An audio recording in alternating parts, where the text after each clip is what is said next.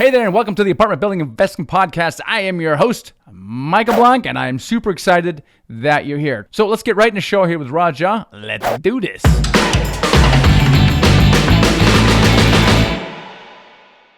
Raj, welcome to the show today. I am excited to be here. Well, that's good. I'm so excited that you're excited. Now, what's interesting to me is that you are financially free today, and you have an interesting journey that I wanted to pack. Now, it does involve real estate, which is cool. Otherwise, maybe you shouldn't be on the show. But it does involve some real estate, but it didn't start that way. How did your journey to financial freedom start? Oh, wow.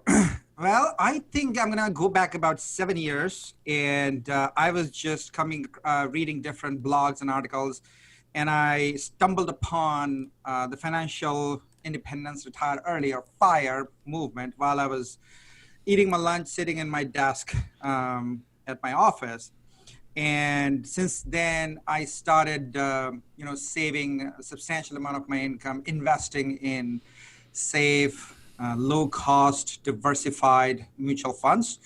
And the idea is to keep doing it every month, regardless of the status of the market, how the stock markets are doing, every month, month after month, sure, until the principal and the interest and the growth combined, that is the passive income from the Wall Street investments, grow to be bigger than your living expenses or lifestyle expenses.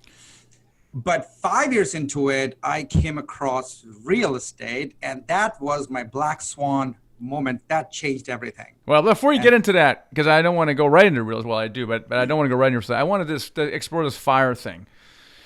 So it sounds like the principle of FIRE is save as much as you can. And can you just go a little bit in detail into what it teaches? What is the principle behind it? What is the methodology used? Depending upon who you ask, everybody's FIRE definition and experience is different. You would hear people talk about saving substantial amounts of income, sometimes as high as 70%, 70. Mm-hmm. I couldn't do that, but I did more than I used to, and I'm more than my peers. But if you could get 35, 40, 50, whatever, the more you save, the faster you would arrive at that financial nirvana moment. In fact, your savings rate is more important, a bigger critical component than the returns that you get. Got it. So it's basically an accelerated savings program. Now, where do you live, Raj? I live in Philadelphia. Oh, Philadelphia. Okay. Now, how were you able? I mean, I don't know what the average savings rate is by Americans, but I remember somewhere like abysmally low, like 5% or 4% or whatever. Now, how were you able to save that much money? Were you saving that money that much naturally before you started? Did you change your lifestyle, or how did you do that? Did you get a second job? How'd you do it? That's an interesting question. Well, we lived a reasonably smart lifestyle to begin with. My wife works and I work, and we did not live lavish. We had a financial cushion in our plans and budget to begin with, and we were saving. But we didn't make any drastic changes to our lifestyle. I would say that we were just more conscious and intentional with how we were spending our money.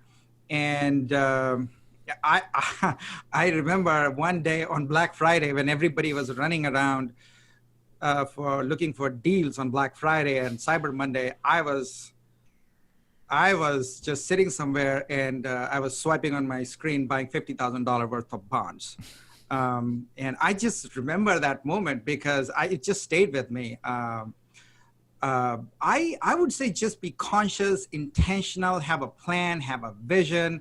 And if you know what to do with your money, if you save it, then you're more likely to live smart. I didn't make any drastic changes. It helped that we had two white collar incomes in the family, but don't let that stop you. Even if you don't have two solid incomes coming into your household, you could still accomplish that. Yeah, absolutely. So now, let me ask you, why were you even looking for something like Fire? What were you trying to do? Did you have a plan or a strategy of some sort? Why did you even glom on to this Fire thing in the first place? That's an excellent question, Mike. Just like everybody else, I used to work in, corporate America, Fortune 500 companies, and it has ups and downs. You have great days and you have not so great days, and then you hear all these articles in the news media that y- you know, um, it it's not the same anymore. Like in 1970s, you could go to GM or Chrysler on a high school education, work there 30 years and retire with a golden watch, safe, secure, solid job. The life, the world, the economy, the markets that we are living in is constantly changing. And I just started thinking about, what can I do to build a financial wall around my family so that nothing gets through? These are not my words, these are the words from Jim Rohn. So uh, I just wanted to think about, there may be a better way to live a good life and yet be somewhat insulated from the vagaries of a corporate life.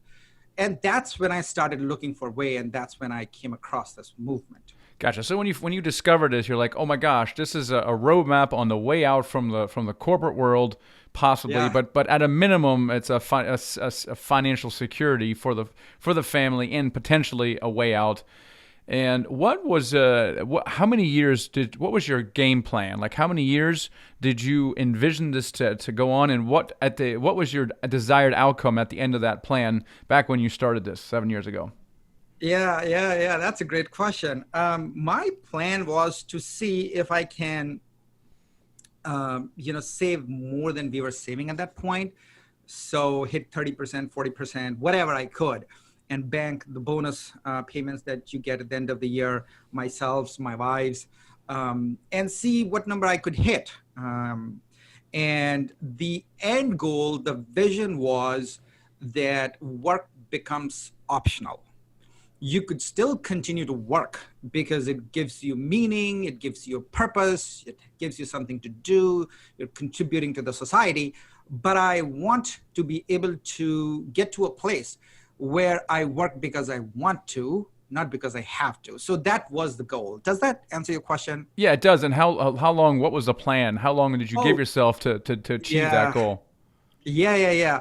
I am looking at a table here, Mike, and um, it goes like this. I don't know if you can see this It's in a the it's a screen. looks like a spreadsheet, which of course everybody knows I love, and it looks like there's many rows in there. Is that the number of years, or what is that?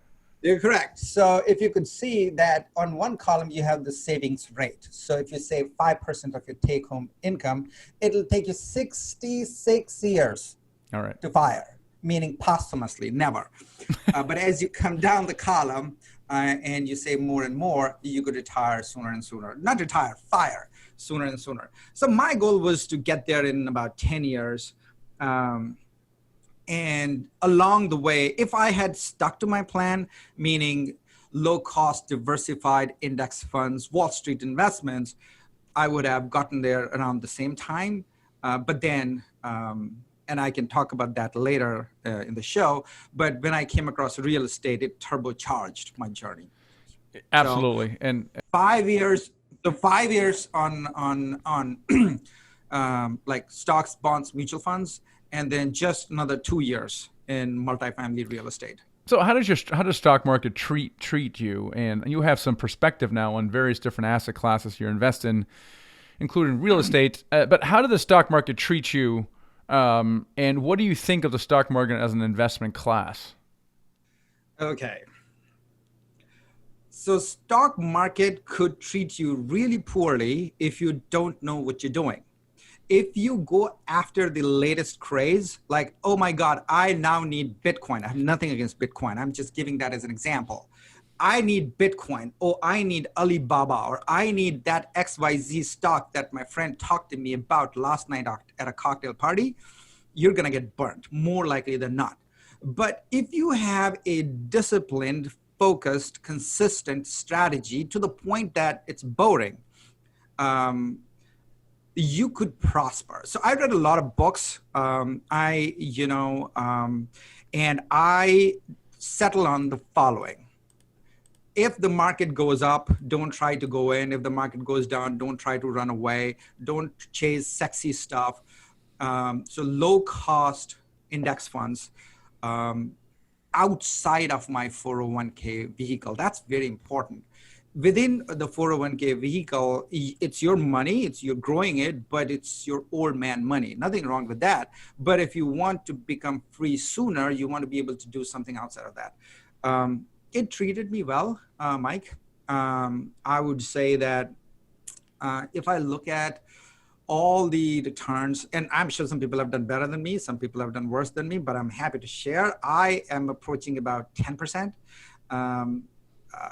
Vanguard funds all time, but as you know, more than anybody else, it pales into comparison, in comparison to the returns on real estate. Let's talk about that, because why and how did you discover real estate? How did it come up, and how did it pique your interest? So I came across a blogger. Her name is Paula Pent. And she has a very, very simple strategy. And in our world, we talk about BRRRR. So she used to buy, old apartments in Atlanta, and she would put in some money, and then she would rent it. And then she would just hold it forever. And she didn't do very, very many things. She just did 5 multifamily properties in Atlanta, and I think she retired in Las Vegas. Paula, if you're hearing this, huge fan. Thank you for setting me on course. And then that's how I started. And then I ran into some of the other real estate blogs. Matt Faircloth, you know him. He taught me, Raj, scale. So if you have a 3-unit property in the beginning, your next should be 6. The one after that should be 12, 24. So you know what you're doing in your head, but you're quickly compounding, quickly scaling. And I'm following that to a T. So thank you, Matt. And I did very simple. I didn't even do rehab and refinance. I just bought and held and bought and held and bought and held. I don't have a big portfolio. I am a landlord. I have 4 properties, 2 different states. But cash and cash returns and the principal pay down included, I'm approaching 30%. And I don't think it's rocket science. I think if I can do it, anybody can do it. Yeah, it's not rocket science. It's just different. Now, my sense is you really, I don't know if you're the average investor, not the average stock market investor, because you appear to spend a lot of time researching and trends and things of that nature. Would you agree with that? I mean, describe the average stock investor. And are you an average investor? Or are you a little bit more involved than the average investor? I would like to think that I'm not average investor. Personal finance is a passion. I enjoy numbers. I enjoy the touch, feel, and look of money. I'm a capitalist. I would say that I have read a lot of books. I have trained myself. I have educated. So once I have done all of that, after that, my investments in the stock market have been really passive. I have put the money in there and I have forgotten about it. They just compound. But before that, I was very active in terms of education and talking and learning and tinkering and making mistakes. But I have a feeling that average investor chases trends. They try to go in when the market is hot. They try to run away when the market is cold, just like any other asset class. Same thing in real estate as well. Now, so you got into real estate, and sometimes it can be kind of a scary thing to get into real estate. So you bought a rental, right? Yeah. So let's talk about that first step into, online on the computer, buying, selling stuff, to actually buying a house. Or was it house? What was that? Talk about that first piece of real estate you bought. Yeah. So the first piece of real estate that I bought was in the summer of 2017. That was meaning like 4 or 5 months into my real estate education. It was a triplex, about a couple of hours from where I live. And I saw a lot of real estate properties. Robert Kiyosaki says that you should not buy the first property that you see. That is silly. You should see 100 and then buy one. And I think that's what I did. I saw a lot of them online, and then I pounded the pavement, and I saw a lot of questionable properties, questionable neighborhoods. And then I finally settled in on a property. It's a triplex. And I gotta tell you, I don't know if it's a common feeling, but on the day of closing, when I was sitting on the closing table, I was like, Raj, what are you doing? What are you getting into? Are you sure about this? Termites, tenants, and toilets. Can you handle this? But I'm so glad that I did it.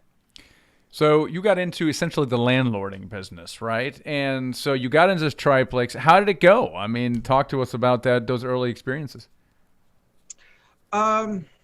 I think it has. There have been a couple of surprises along the way. I would be honest, but other than that, it's been rock solid.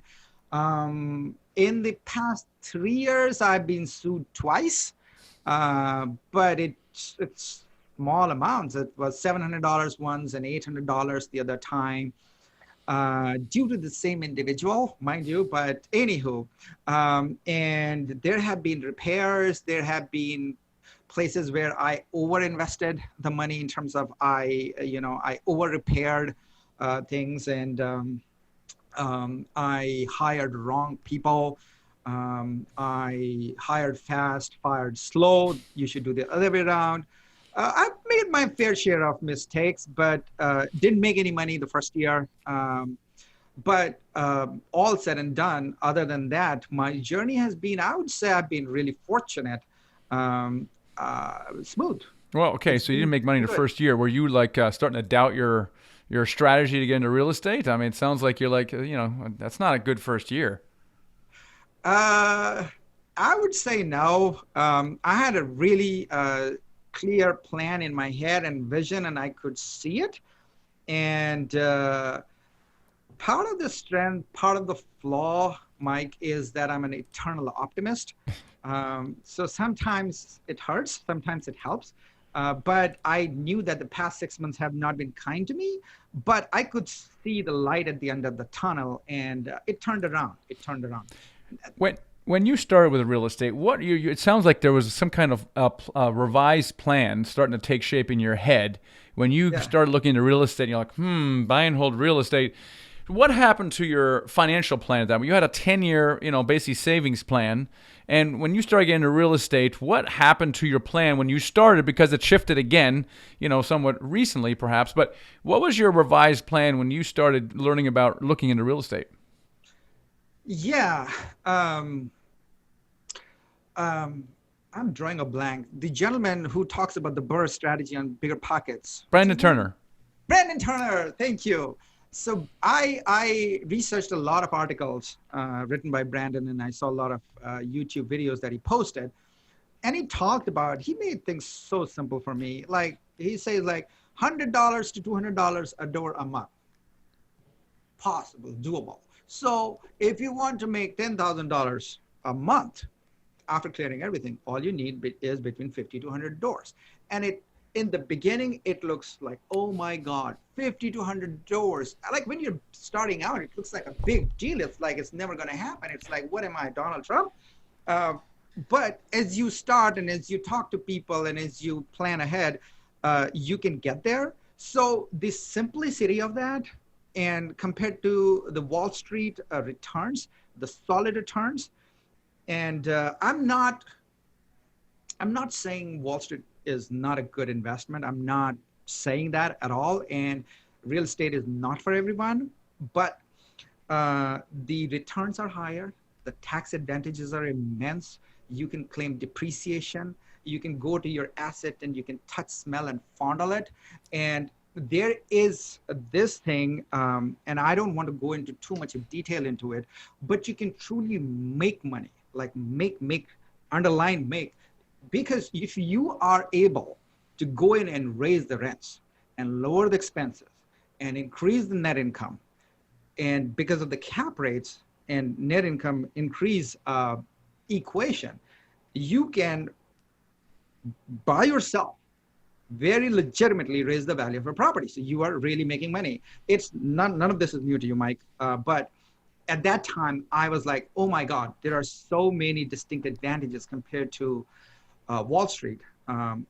That became a no-brainer to me. And this is a good point. And we call it forced appreciation, but you really you control the value of an asset. Where you buy a stock, you don't control anything. And to some degree, when you buy a single family house, you don't really control the value of that either. Really, the market determines if it goes up or goes down.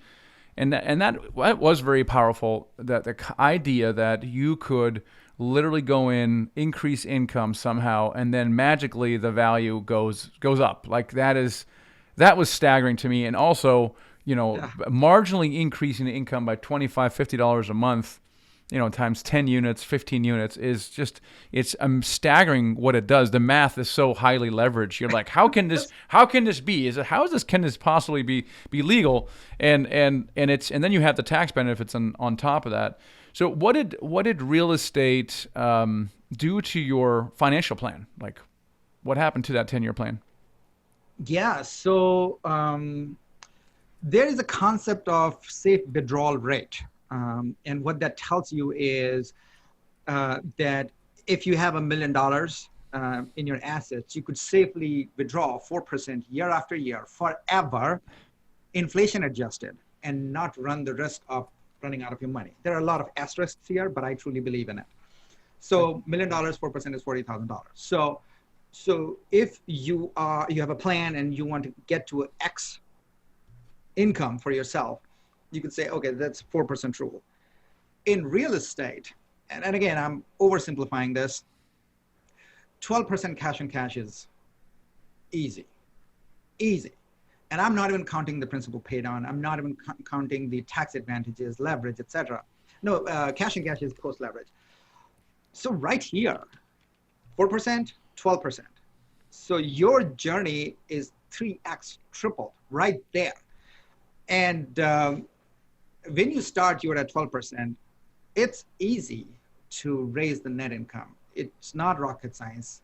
Average Joe can do it. I did it. So even though my personal underwriting started at 12% criteria, I ended up with far more. So I short-circuited my road to financial independence. Thank you to real estate. Right. Thank you. That's awesome. So it shortened that time frame. Now you bought a few other properties. Talk about the other properties you bought since buying that 3-unit. Yeah. So the first property was a triplex, May of 2017. Then my second purchase were like a duplex and a quad at the same time, same day closing. So we went from 3 to 6, 3 plus 6, 9. And then the next one was a 20-unit that I bought in the state of Ohio. So that was a leap of faith because it was not right under my nose. So it's about 5 hours of drive for me. But I'm not looking for properties so that they're under my nose. I'm looking for properties so that they can cash flow. And if you have system and if you have property managers, and that's been my journey. I've been looking to invest this year as well. I'm just looking for the right opportunity. And I am underwriting for my personal acquisitions as a landlord. And I also have 2 partners in crime in my syndication group. And the 3 of us are constantly underwriting to purchase much larger properties under our syndication efforts at the same time. That is fantastic. So you're getting into syndication, which is fantastic. Now, when did you quit your job at one point? Yes. So it's earlier this year I quit my job. No, yeah. Talk about your last day. What was that like? Well, last day was like a very anticlimactic because it's COVID days. We are at home anyway, so it was not like I had a resignation letter and I went to my boss and like, hey, it was nothing like that. But it was still, even if you have checked all the boxes and planned for it years in advance, and even if you have made all the money that you needed to feel secure, you still feel a little nervous. Like, are you sure you're doing the right thing? You have invested so much time in education and, internship and your first job and the second job and promotions. Are you sure? But then just like many big decisions in my life, I grit my teeth, took a Maybe, huge, maybe talk to your wife a little bit too. oh yeah, yeah, yeah, of course, did that. She knew it was coming. But I did it, and I'm glad I did. Well, how's your life different now than before? Uh, I thought that I would be sitting on a beach sipping Mai Tais all day. That did not happen. Not because I'm forced to do something else. It's just because I choose to. So I relaxed for some time, and I planned the next chapter of my life. And I thought that maybe I could sit on my couch and stream Netflix all day long, or it becomes boring pretty soon. For everybody has a different personality. So if you want to just relax and volunteer and spend time with your family and friends and whatever, it's you are free to do whatever you want. For me, I choose to uh, come up with a couple of things that I'm working on and dig deep. And I have never worked harder. So when you are in your day, corporate life, you are in meetings, constant meetings, and sometimes you have just 2 minutes of relevant time in that meeting, and for 58 minutes you could check out. Uh, but when I work these days, it's all my agenda, my schedule. So I am like 110% plugged in. So by the end of the day, I'm drained, but I'm happy. My life has not changed so much from that sense, but it has changed in the sense that I'm working on the things that matter to me, that I'm passionate about. I work with people that I like and respect, and I have a plan, and I have a goal of donating a very ambitious amount of money to my charities of choice at some point in future. So I'm working towards that, and it's been great. That's great. In short, it's been great. It gives you options, and this is what I find interestingly is that almost no one I know when they become financially independent sits on the beach. They may for some time, but like Yeah, you, they get bored and kind of go, oh my gosh, I need something to do, and yeah, it's exactly right. So you're basically you're working on your own terms. See, because we always have to work, right? At one point we got to work on our own terms, and that really changes things quite a bit. So now you said you're getting into syndication. What's next for you over the next year or even longer? yeah. Fantastic. Very excited about syndication.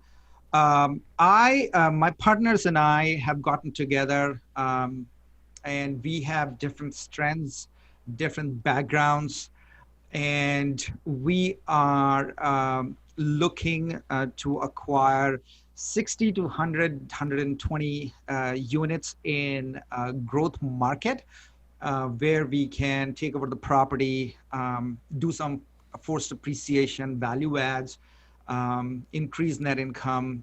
And we are also, this would be our first real syndication, raising money from the investors. From that standpoint, we all have solid real estate backgrounds, but we are looking to do that. So I'm doing it with my own friends and family, and my two partners are doing from their own standpoints. We are networking with very solid brokers. We have honed in on the markets that we are going to invest in, and we have virtual assistants who are doing a lot of grunt work for us, so that it frees up time for us to do real value add, talking to investors, educating them. And since this is our first one, we really want to do it in a way that my and our investors are truly happy and delighted, and they keep coming back for more. So COVID has made things interesting. On one hand, the buyers are looking for deals because people are saying like, hey, it's COVID and the rents will go down. And on the other hand, sellers are like, but we are not facing any problems. We are not feeling any pain. So there's no discounts. So I am experiencing that dichotomy, that dynamic. But I think my crystal ball, ever accurate crystal ball, no kidding, 3 to 4 months, I'm thinking, and my buddies are also thinking things might shake out and we'll have a clearer picture. But we are constantly evaluating deals, constantly talking to investors, and really, really psyched to take our game from just being landlords to helping our buddies, our friends, family as syndicators. Yeah, love that. So you've done a lot of things over the last 7, 8 years. Experiment here, a bit of that, and if you could have a conversation with yourself a few years ago, what would you have done differently? Uh, I would have started sooner, and I would have been bolder, and I would have read the Robert Kiyosaki book, Rich Dad Poor Dad, sooner. Think and Grow Rich sooner, and put that into practice sooner. Um, Maybe focused on my health. Yeah, I know it's a financial podcast, but I think if you're feeling good, solid, happy, it just reflects in everything else that you do sooner too. But I think I've been incredibly fortunate. I don't have any regrets. I wouldn't do things any differently, but I'll do things sooner. There are a couple of mistakes that I did. I think they are a rite of passage. I don't regret them, um, because that's how you learn. Um, yeah, yeah. Do it Well, sooner, bolder. yeah, sooner, bolder. What do you mean by bolder? What would you have done a little bolder? Well, so the reason I bought a triplex is not because I was limited by my down payment size. I did that because I wanted to dip my toes in the water and see if this thing is legit. Can this really work? Knowing what I know now, I know it works. So I might have bought a 20plex, as my first property, and so on and so forth. I have a buddy, and he and I talked real estate. And even though I was going 3, 6, and 12, that plan, that buddy of mine bought a 70plex first deal. Nice. I'm sure he made a couple. I know he made a couple of mistakes, uh, but he learned from it. Now he's happy. Now he's cash flowing very solidly. So that's what I meant by bolder.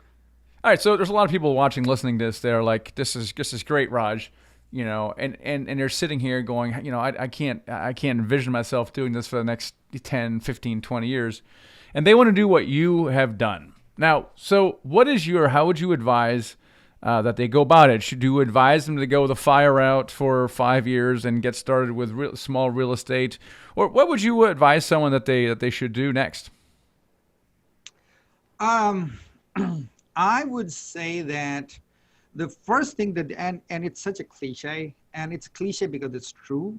The first thing that they need to do is really sit down and think about what they want, Mm. and what do they want from their life, what do they want to do with themselves, for their family, for their community, for their friends. And once you have that clarity and vision, it flows from there. So for me, I came to United States in the year 2001 seeking freedom, the freest place in the world. And financial freedom was a logical extension of that freedom. And I would say that if I have to advise somebody, I would tell them to skip the Wall Street phase of my life. Why do that when you could go straight right into real estate? Number two, I would say, and I was lucky I didn't do it, but many people start with single family. Nothing wrong with the single family if you are banking on appreciation and if you want to work a long time.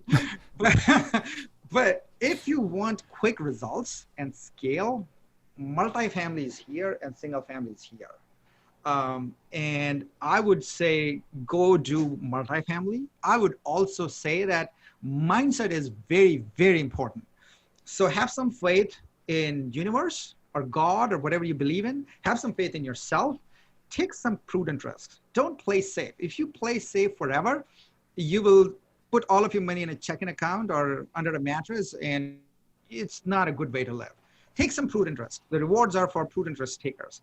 And then I would say that uh, don't and you hear it from a lot of real estate practitioners, don't let lack of funds, lack of experience, lack of capital hold you back.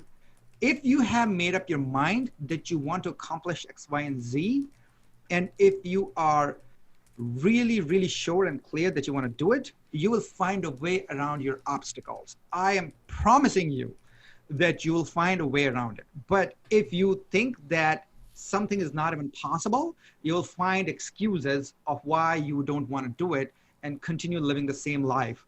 Nothing wrong with living the same life, but if you want a different life and if you want a different result,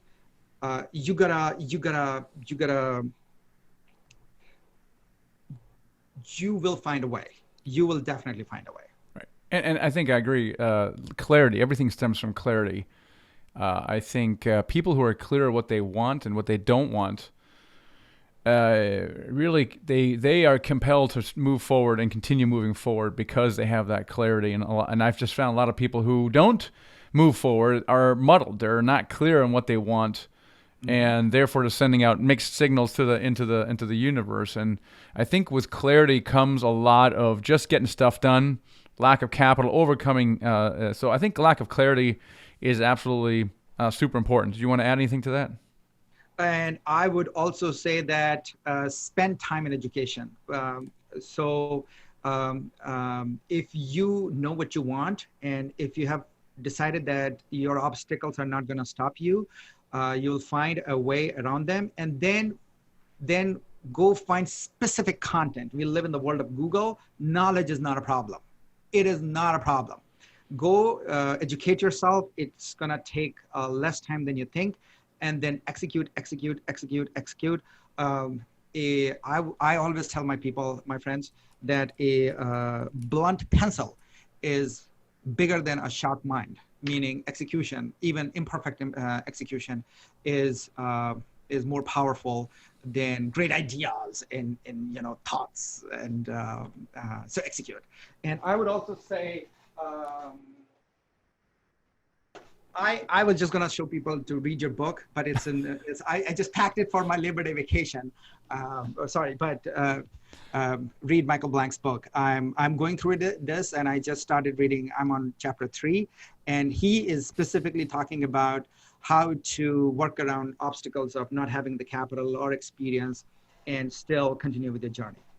Appreciate the live book review there, Raj. Raj, how can people connect with you? Yes, of course. So I am available on bigleaguecapital.com. So you can reach me at Raj, R-A-J, at bigleague-capital.com. Or you can also contact me on my phone number, 267-551-0529. Great. Now get ready to hire a VA because your phone's going to ring off the hook.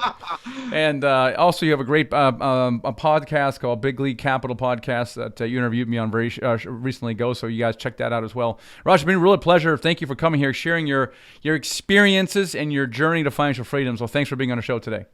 Michael, it was a pleasure, and I'm so psyched to be on your show. And I have learned so many things from you in a relatively short time. So appreciate it, and God bless. You know, I think it's interesting that Raj ended his interview with a call to action to get education. And this is really key because a lot of times you can't see yourself doing a particular activity because you don't know what it is. I often speak to a lot of new mentoring students, and their biggest hang-up is raising capital. And what I tell them is, that's interesting you say that, but actually that's probably the easiest part of the business is raising capital. Why do they say that? They say that because they don't know how to raise money. They've never done it before, and therefore it seems this mysterious thing that they can't do. And a lot of people are hung up with the fact that they can't see themselves doing a particular activity because they haven't educated themselves. People that go through our course, The Ultimate Guide to Buying Apartment Buildings, they go through with a set of questions. They go through this course, and it answers literally every single one of their questions, and now they have a whole new set of questions. and it's a sign of them learning and moving forward. But one of the biggest things it does is allows you to visualize the process. You may not understand the whole thing and you may require more details, but now you see the process. Even if you read my book, Financial Freedom with Real Estate Investing, you read that book and it visualizes the whole process. And a lot of times that is the missing key, the missing element in where you are right now and taking the next logical step, because that gap is too big. It's like it's too dark or it's obscured by fog and you can't really see. You can't see there's a plank underneath because it's being covered. You don't see the way there, and therefore you never take action. Makes a lot of sense. So really focus on education, and we here at the company, we try to provide something for everyone. We have this podcast, and hopefully that will expose you to people's stories and their successes and their challenges. But we also have the book Financial Freedom with Real Estate Investing. Check that out on Amazon. And that is a great step. And if you're ready to invest in yourself, then take a look at some of our online products and courses, The Ultimate Guide being one of them. If you value mentorship, if that is something that you value and you want to fast track your success and want to work with a full-time syndicator, then check out our mentoring program at themichaelblank.com/mentor. We actually guarantee that you'll do your first deal in the first year. The only program on the planet that does that, because we've done it so many times and we're really confident about our process. So if that's right for you, check that out as well. Like I said, something for everyone. I want to make sure that you have what you need right now to take the next step forward, and hopefully you'll do that. Thanks for joining me here on the show. Catch you next time. Hey, and before you leave, make sure you subscribe to my channel below. We put out videos every single week and you don't want to miss it. Also, if you haven't done so already, grab my free ebook here, okay? It's a secret to raising money to buy your first apartment building deal. It's a good one, so grab that. And hey, check out another video.